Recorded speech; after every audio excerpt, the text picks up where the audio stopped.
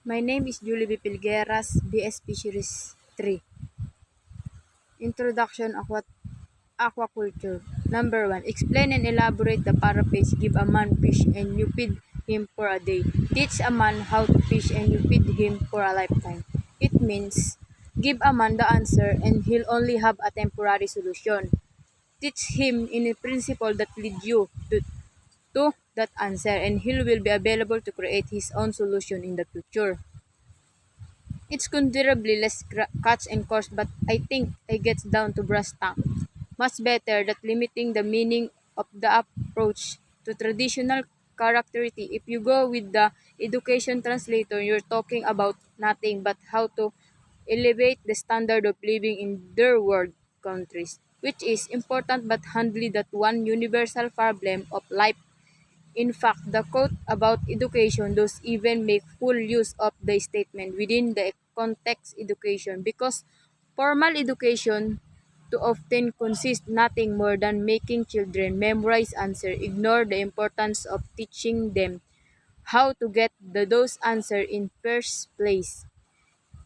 If on the other hand you prepare the difference between temporary solution and principle for solving problem, you may very well not only improve someone's standard of living but give that person the tools to improve himself. Question number 2. Based on the state of the world fisheries in aquaculture 2022 and Philippines fisheries profile 2020, summarize and explain the current scenario of the world aquaculture industry in the Philippines.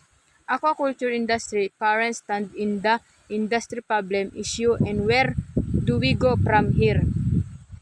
State of world fisheries in aquaculture about the series. The state of world fisheries in aquaculture is the flagship report of the FAO Fisheries and Aquaculture Division that analyzed the status of global stock as well as trend in fisheries and aquaculture. At global a regional level, SOPIA is critical reference for government policy makers, academics, civil society, and all actors working in the fisheries and aquaculture sector. The 2022 edition of the State of World Fisheries and Aquaculture considered with the launch of the Decade of Action to deliver the global goals and United Nations Decade of Ocean Science of Sustainable Development and the United Nations. It's prevent this and other quality important United Nations events such as the International Year of Artisanal Fisheries and Aquaculture. The concept of blue transformation emerged from the 34th century that's commute fisheries February 2021 and particular the Declaration of Sustainable Fisheries and Aquaculture which was diagnosed and endorsed by all members. Declaration calls for support for involved and positive vision for fisheries and aquaculture in the 21st century whereas the sector is fully recognized for contribution to fighting poverty, hunger, and malnutrition. In this context, Part 1 of this edition of State of World Fisheries and Aquaculture review the world's state of fisheries and aquaculture, while Part 2 and 3 are devote the blue transformation and its pillars in and expanding aquaculture, improving fisheries management, and innovate fisheries and aquaculture value chains. Blue transformation emphasize the need for the looking at bold action. Let's accelerate coming year to achieve the objectives of the declaration in support of 2030 agenda.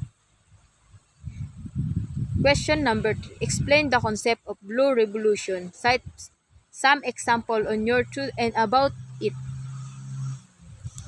Term term blue revolution refers to the remarkable emergence of aquaculture as an important and high productive aquaculture activity. It has vision to achieve economic prosperity of the country and the fisheries and fish farmer as well as contribute towards food and nutritional security through full potential utilization of water resources for fisheries develop in sustainable manner keep its view the biosecurity and environmental concern.